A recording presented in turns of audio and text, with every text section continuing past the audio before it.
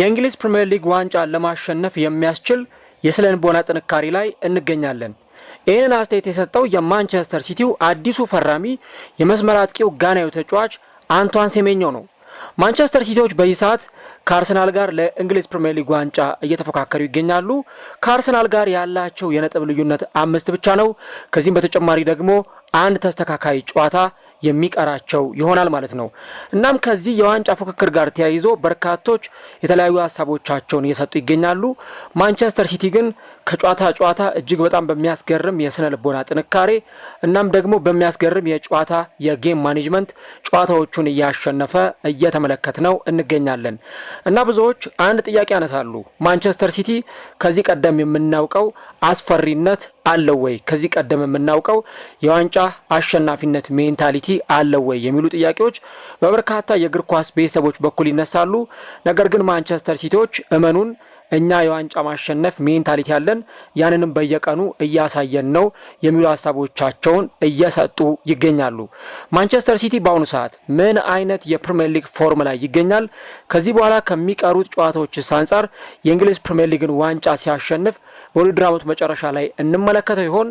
እነዚህንና ሌሎች ጉዳዮችን እስከ ቪዲዮ መጨረሻ ድረስ ከኛ ጋር አብራችሁ ከቆያችሁ የምንነግራችሁ ይሆናል። ሰላም ጤና ይስጥልን። የተወደዳችሁና የተከበራችሁ ውድ የቻናላችን ተከታታዮች እንዴት ናችሁልን? እግዚአብሔር ይመስገን እኔ በጣም ደህና ነኝ። የምትገኙት አራዳ ሜዳ ኦፊሻል የዩቲዩብ ገጻችን ላይ ነው። ለቻናሉ አዲስ ከሆናችሁ ቻናሉን ሰብስክራይብ በማድረግና የደወል ምልክቷን በመጫን የቻናላችን ቤተሰቦች እንድትሆኑ የአክብሮት ግብዣችን ነው። ቪዲዮ ደግሞ የእናንተን በብዛት ላይክ ማድረግ ይፈልጋል። ስለዚህ ሁላችሁም ፕሮግራሙን ላይክ እያደረጋችሁ ጀምሩት። ፕሮግራማችን ለበርካቶች ተደራሽ እንዲሆን የአራዳ ሜዳ ኮሜንታተር ተስፋ ወርቅ ሉልሰገድ አብሬያችሁ ቆይታ አድርጋለሁ። ፈጣሪ ፈቅዶ በዛሬው ፕሮግራሞቻችን ላይ ከእናንተ ጋር ተገናኝተናል። የተለያዩ ርዕሶችን እያነሳን ከእናንተ ጋር አብረን ቆይታ እናደርጋለን። እንግዲህ በርካታ ደጋፊዎች በተለይም ደግሞ ከአርሰናል ውጭ ያሉ ደጋፊዎች ለምንድን ነው የሌሎች ክለቦችን የተመለከቱ ፕሮግራሞች የማይሰሩልን የማይቀርቡልን የሚሉ አይነት ጥያቄዎችን ሲያነሱ በተደጋጋሚ ጊዜ እየተመለከትኩኝ ይገኛለሁ። ግን ምናልባት ነገሩ ሚስ አንደርስቱድ የሆነ ስለመሰለኝ ነው ይህንን ነገር ወደዚህ ይዤ የመጣሁት ማለት ነው። እና እንግዲህ ቻናላችን ላይ በርካታ ክለቦችን የተመለከቱ ሚዛናዊ የሆኑ የእግር ኳስ ትንታኔዎችንና ዘገባዎችን ነው ወደ እናንተ የምናደርሰው። የአንድ ክለብን ጉዳይ ብቻም ሳይሆን የሌሎች ክለቦችንም የሊቨርፑልንም የቼልሲንም ወይም የማንቸስተር ሲቲንም አሊያም ደግሞ ከፕሪሚየር ሊግ ወጣ ብለንም የተለያዩ መረጃዎችንም ለእናንተ እናደርሳለን። ወደ ጣሊያንም እንዲሁ ደግሞ ወደ ስፔንም ወጣ እያለን የተለያዩ መረጃዎችን እንመለከታለን። ያው በሚዛናዊነት መረጃዎችን ለማድረስ የምንችለውን ያክል ጥረት እናደርጋለን። ግን ያው የእይታ መጠኑ ደግሞ አንደኛው ትልቁ ፋክተር ነው። ምናልባት የሆነ ፕሮግራም ሲሰራ ምን ያክል ሰው ያየዋል፣ ምን ያክል ሰው ይመለከተዋል ከሚለው ጉዳይ አንጻር ካልሆነ በስተቀረ እኛ ሁሉንም ክለቦች በተቻለ መጠን አድሬስ ለማድረግ እየሞከርን ነው የምንገኘው እና ምናልባት የአርሰናል በሚሰራበት ጊዜ ብዙ የአርሰናል ደጋፊዎች በተለይም ደግሞ ቻናላችን የሚከታተሉ ደጋፊዎች ስላሉ እነዛ ሰዎች ፕሮግራሙን ይመለከቱታል። የሌሎች ክለቦችን ስንለቅ ደግሞ ለምሳሌ ስለ ሊቨርፑል ወይ ስለ ማንቸስተር ሲቲ ፕሮግራሞችን ስንለቅ ደግሞ ቻናላችን ላይ ያሉ ሰዎች የሚመለከቱት ቁጥር በጣም ጥቂት ነው ማለት ነው። ስለዚህ ለዛ ነው ብዙ ጊዜ ቻናሉን ሰብስክራይብ ካላደረጋችሁ ሰብስክራይብ አድርጉ፣ እንዲሁ ደግሞ ቪዲዮን ላይክ አድርጉ እያልኩኝ በተደጋጋሚ እናንተን አድማጮችም የምጠይቀው ማለት ነው። ምክንያቱም ፕሮግራሙ ብዙ ላይክ ካለው እንዲሁ ደግሞ ብዙ ሰዎች ኮሜንት እየጻፉ ሪያክት የሚያደርጉበት ከሆነ ራሱ የዩቲዩብ አልጎሪዝም ፕሮግራሙን ፑሽ አድርገዋል፣ ይገፋዋል፣ ለበርካታ ተመልካቾች ያደርሰዋል ማለት ነው። ስለዚህ ያ ስለሆነ ልክ እንደ አርሰናል ፕሮግራሞች ሁሉ ሌሎቹም ፕሮግራሞች ብዙ ተመልካቾችና ብዙ አድማጮች ጋር እንዲደርሱ እናንተም ደግሞ ፕሮግራም እየተሰራልን አይደለም በተደጋጋሚ ብላችሁ የምትጠይቁ አድማጮች ፕሮግራማችሁ የምንሰራው ፕሮግራም በርካቶች ጋር እንዲደርስ ሁላችሁም ፕሮግራሙን ላይክ እያረጋችሁ ሰብስክራይብ እያረጋችሁ መከታተላችሁን አትርሱ። ከአርሰናል ውጪ ሌሎች ክለቦችንም በሚዛናዊነት ሁሉንም እንመለከታለን ማለት ነው ከቪው አንጻር ካልሆነ በስተቀር። ስለዚህ ሁላችሁም ፕሮግራሞቹን መከታተላችሁን አትርሱ። ለማንኛውም ወደ ነጥባችን ስንመጣ ወደ ዛሬው ፕሮግራም የማንቸስተር ሲቲን ጉዳይ በስፋት እንመለከታለን። እንግዲህ ማንቸስተር ሲቲ አሁን ለፕሪሚየር ሊግ ዋንጫ እየተፎካከረ ነው የሚገኘው። የነጥብ ልዩነቱ 5 ብቻ ነው። እንደምታውቁት አንድ ተስተካካይ ጨዋታ ደግሞ ይቀረዋል ከክሪስታል ፓላስ ጋር። ያንን ተስተካካይ ጨዋታ ኮንሲደር ማድረግ ይጠበቅብናል። የማንቸስተር ሲቲን የዋንጫ ፉክክር በተመለከተ በምናነሳቸው ነጥቦች ዙሪያ አሁን እንግዲህ ስለ ማንቸስተር ሲቲ አንድ የሚነሳው ትልቁ ነጥብ ይህ ቡድን ከዚህ ቀደም የነበረው የዋንጫ ማሸነፍ ሜንታሊቲ ወይም ደግሞ የዋንጫ ማሸነፍ ስነ ልቦና አለው ወይ የሚሉ ጥያቄዎች ይነሳሉ። ምናልባት ማንቸስተር ሲቲ እንደ ከዚህ ቀደሙ ጠንካራ አይደለም፣ እንደ ከዚህ ቀደሙ አስፈሪ አይደለም ምናምን የሚሉ ነጥቦች ሊነሱ ይችላሉ። ግን ስለ ዋንጫ አሸናፊነት ሜንታሊቲ ደግሞ ስናነሳ የዋንጫ አሸናፊ ቡድኖች አንደኛው መገለጫቸው የሚሆነው ሜዳ ላይ የሚያሳዩት ካራክተርና ሜዳ ላይ የሚያሳዩት ትክክለኛ የአሸናፊነት መንፈስ ነው።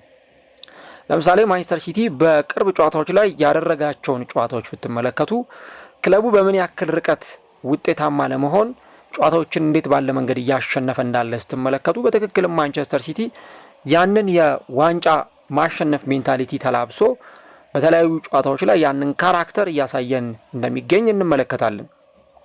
ለምሳሌ ሊቨርፑልን የገጠሙበት የአንፊልድ ሮዱ ጨዋታ ለዚህ እንደ አንድ ትልቅ ማሳያ ተደርጎ ሊቆጠር ይችላል። ለምታስታውሱት በሊቨርፑሉ ጨዋታ ላይ ማንቸስተር ሲቲ የመጀመሪያውን አጋማሽ የበላይነት ወስዶ ነበር የተጫወተው። ከዛ ማንቸስተር ሲቲ ደግሞ ያንን የበላይነት ወስዶ የተጫወተ በነበረበት በዛ ጥንካሬ የተጫወተ በነበረበት ሰዓት ጎል ለማስቆጠር ደግሞ ማንቸስተር ሲቲዎች አልቻሉም ነበረ። ከዛ በኋላ ግን በማንቸስተር ሲቲ በኩል እንደተመለከትነው ሁለተኛው አጋማሽ ላይ ሊቨርፑል የበላይነት ወስዶ እጅግ በጣም በሚገርም ጨዋታ የተጫወተ ጎልም ማስቆጠር ችሎ ነበረ። የማንቸስተር ሲቲ ሜንታሊቲ ግን የተመለከትነው ከዛ በኋላ ነው።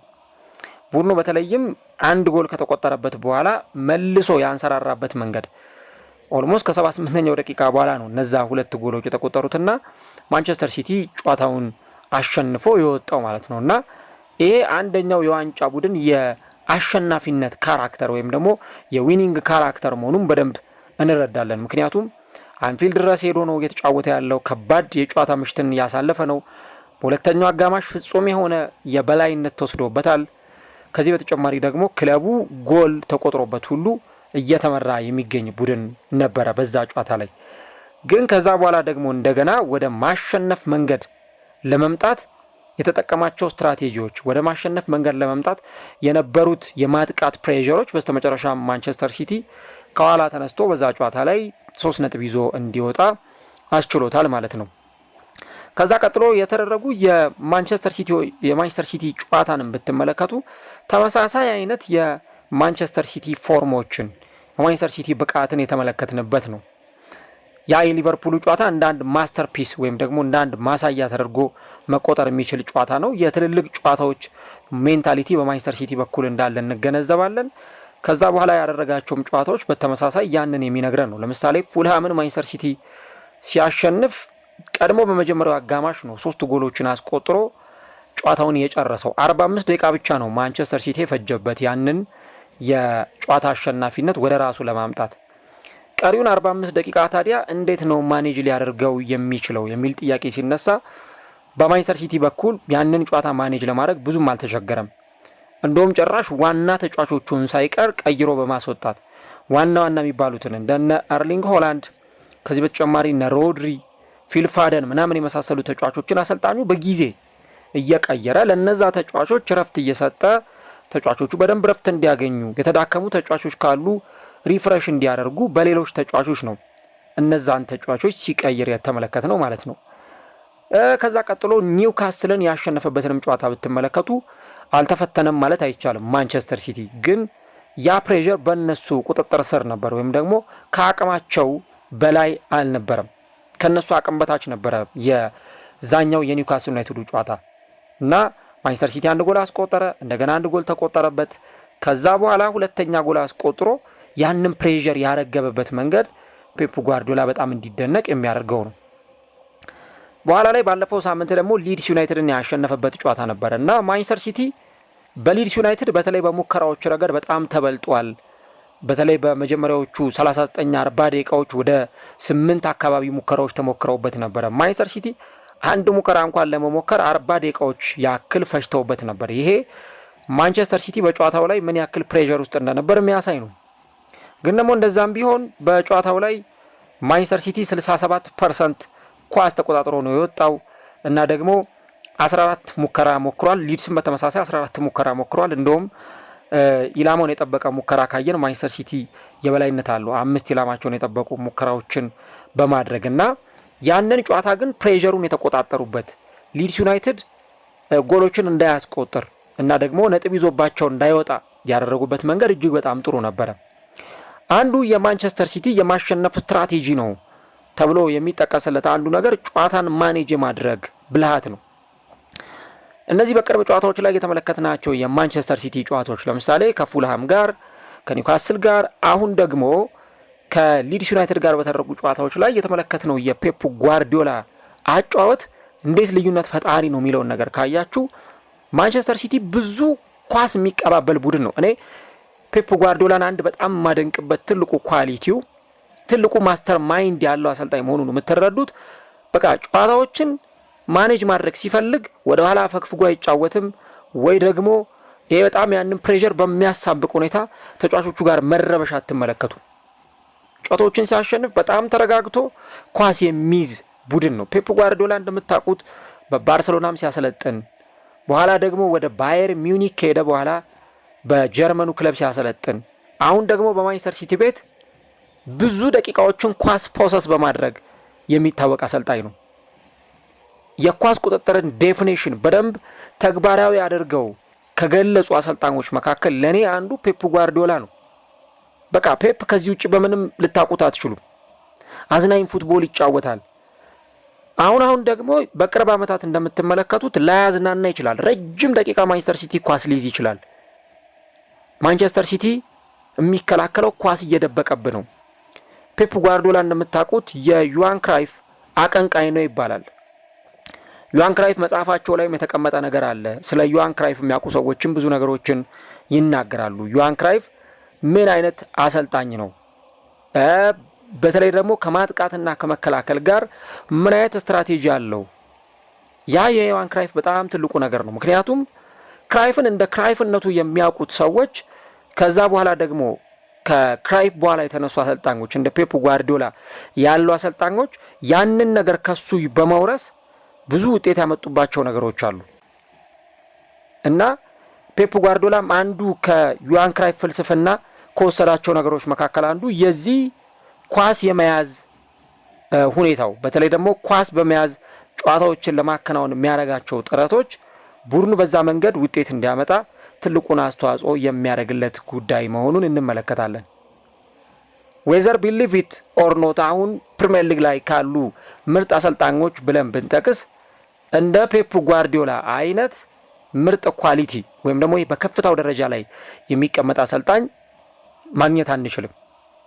ሁሉም ወጣት ተጫዋቾች እንደው በእድሜ የገፉ አሰልጣኞች እንኳን ቢሆኑ የፔፕ ጓርዲዮላ ካለው ልምድ ጋር አብረው የሚሄዱ አይነት አሰልጣኞች አይደሉም። አንዱ ለማንቸስተር ሲቲ የዋንጫ ስነ ልቦና አለው ብለን እንድናነሳ የሚያስገድደን ትልቁ ነገር ፔፕ ጓርዲዮላ በዚህ ቡድን ውስጥ መኖሩ ነው። ፔፕ እስካለ ድረስ ተጫዋቾችን ለማነሳሳት ችግር የለበትም። ፔፕ ጓርዲዮላ እስካለ ድረስ በጣም ይቅርታ ጨዋታን ማኔጅ ለማድረግ ችግር ያለበት አሰልጣኝ አይደለም።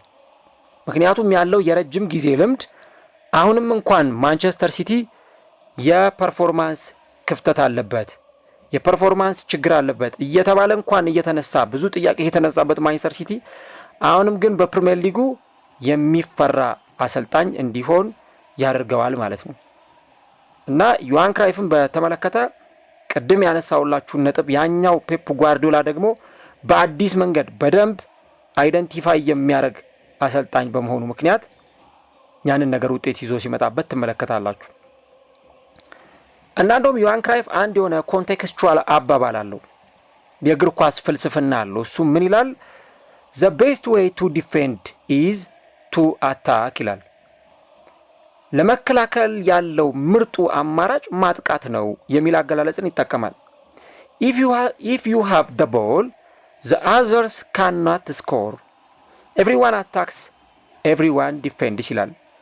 እንግዲህ እነዚህን አገላለጾች ፈታተን የፔፕ ጓርዲዮላን አጫወት ደግሞ መመልከት ይኖርብናል።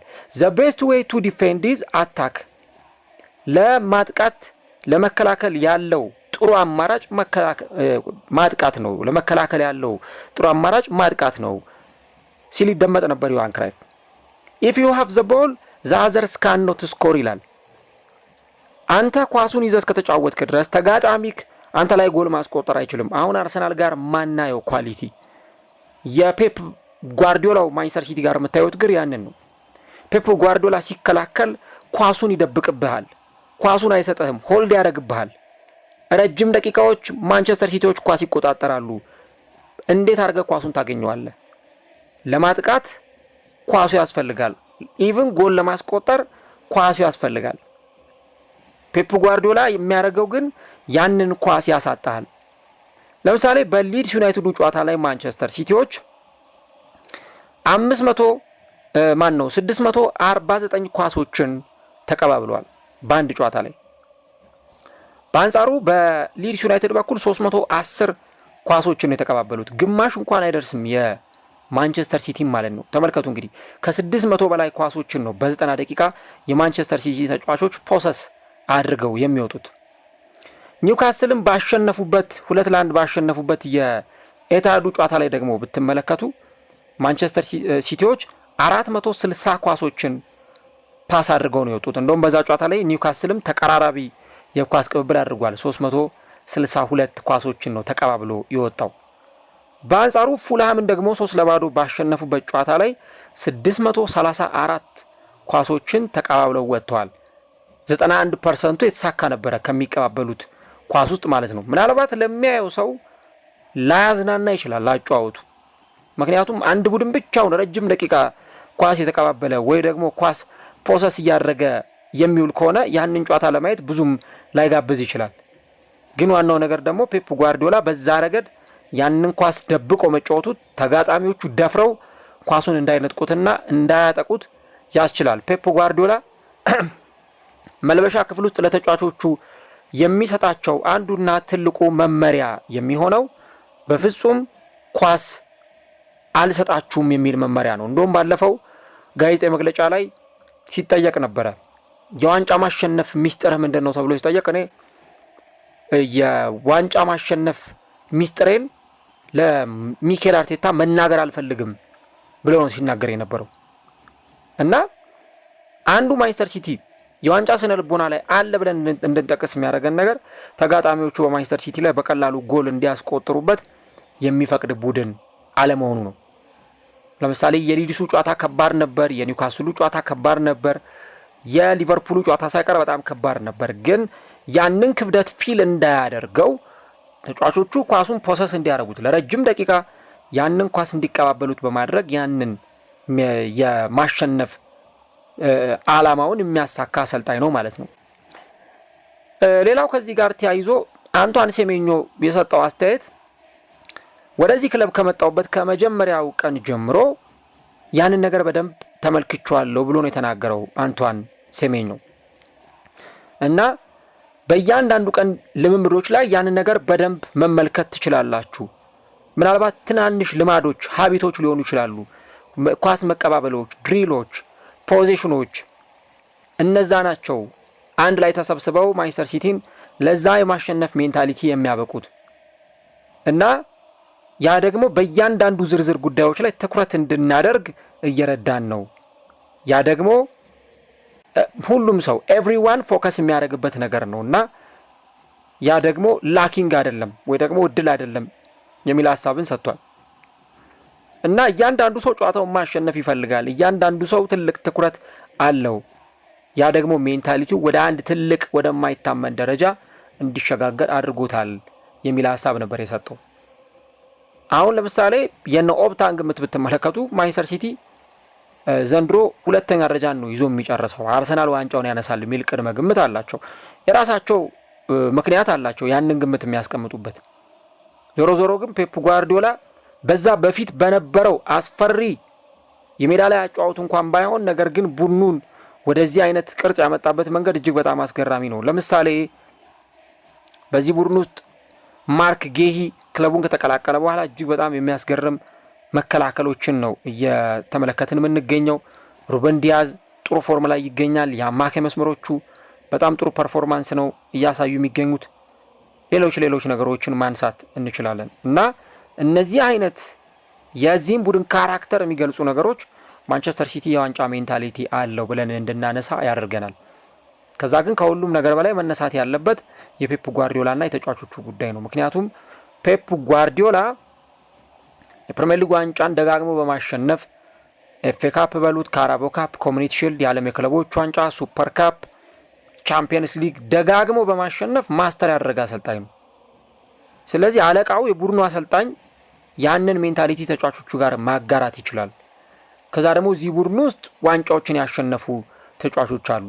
ሩበን ዲያዝ፣ ኤርሊንግ ብሮት ሃላንድ፣ ሮድሪ፣ ፊል ፋደን፣ በርናርዶ ሲልቫ፣ ናታን አኬ፣ ኢቭን ከክለቡ ውጪ ያለ ሌላ ተጫዋች ለምሳሌ ዱናሩማ እንኳን አዲስ ፈራሚ ነው፣ ግን ከፒኤስጂ ጋር አብሮ ቻምፒየንስ ሊግ ዋንጫን ያሸነፈ ግብ ጠባቂ ነውና ዋንጫ በማሸነፍ ልምድ ያላቸው ተጫዋቾች ቡድን ውስጥ ተሰብስበዋል። ስለዚህ ያንን የማሸነፍ ሜንታሊቲ ሌሎች ተጫዋቾች ጋር ማጋራት የሚችል ቡድን ነው ማለት ነው እና ፔፕ ጓርዲዮላ እንግዲህ በተለያዩ ጨዋታዎች ላይ ባለፈውም ሊድስ ዩናይትድን ሲያሸንፍ እንዳልኩት ቅድም አልተቸገረም ማለት አይደለም፣ ወይ ደግሞ ያን ያህል ፕሬዠር አልተፈጠረበትም ማለት አይደለም። ግን ፕሬዠሩ ያን ያክል የሚያስደነግጥ አልነበረም። በተለይ ከአርሰናል አንጻር ደግሞ ስትመለከቱት አርሰናል ለምሳሌ ትላንትና ቼልሲን ሲያሸንፍ በብዙ ጫና ውስጥ በብዙ ፕሬዠሮች ውስጥ ሆኖ ነው ያንን ጨዋታ አሸንፎ የወጣው። ማንቸስተር ሲቲ ፕሬዠር ሊኖርበት ይችላል። ፕሬዠሩ ግን ብዙም ሜዳ ላይ በማንቸስተር ሲቲ ኮንትሮል ስር ያለ ስለሆነ ያንን ጨዋታ አሸንፈው ለመውጣት እንግዲህ አንድ ጎል ነው ያስቆጠሩት። 1-0 አሸንፈው ነው ጨዋታውን የወጡት። ሴሌብሬሽናቸውን፣ ደስታ አገላለጻቸውን፣ ብዙ ነገሩን ስትመለከቱት የሆነ አይነት የዋንጫ ማሸነፍ ስነልቦና በማንቸስተር ሲቲ ስብስብ ውስጥ እንዳለ ትረዳላችሁና ኢቨን አርሰናልም በደንብ ሊጠነቀቀው የሚገባ ጉዳይ መሆኑን መመልከት ያስፈልጋል። በተለይ ከፔፕ ጓርዲዮላ ከተጫዋቾቹ ጋር ተያይዞ የ5 ነጥብ ልዩነት አለ። እንግዲህ ያንን እንዴት አድርገው ሊያጠቡት ይችላሉ? ቀጣዮቹ ጊዜያት ላይ አብረን የምንመለከተው ጉዳይ ነው የሚሆነው። እንግዲህ ምናልባት ሁለቱም ቡድኖች አርሰናልም ማንቸስተር ሲቲም በዚህ መንገድ እያሸነፉ የሚቀጥሉ ከሆነ እስከ ውድድር ዓመቱ መጨረሻ ድረስ አንገት ለአንገት ሊተናነቁ ይችላሉ። እርስ በርስ የሚያደርጉት ጨዋታ ደግሞ እጅግ በጣም በጉጉት የሚጠበቅ የጨዋታ መርሃ ግብር ይሆናል። ለማንኛውም እስቲ ስለ ማንቸስተር ሲቲ ሀሳቦቻችሁን አጋሩን። አሁን ያለው የማንቸስተር ሲቲ አቋም፣ የማንቸስተር ሲቲ ፐርፎርማንስ የፕሪሚየር ሊጉን ዋንጫ ያሸንፋል ብላችሁ እንድታነሱ ያደርጋችኋል ወይ? ማንቸስተር ሲቲ ዘንድሮስ የፕሪሚየር ሊጉን ዋንጫ ከአርሰናል አናት ላይ ተቀምጦ ዋንጫውን ማሸነፍ ይችላል ወይ? ኮሜንት ላይ የገባችሁ ሀሳቦቻችሁን አስቀምጡልን። ቪዲዮውን ከወደዳችሁት ደግሞ ቪዲዮውን ላይክ ማድረጋችሁን አትርሱ። ማንቸስተር ሲቲ እንግዲህ ከነገ በስቲያ ከኖቲንጋም ፎረስት ጋር ወሳኝ የሆነውን የፕሪሚየር ሊጉን ጨዋታ በ29ኛ ሳምንት የሚያከናውን ይሆናል ማለት ነው።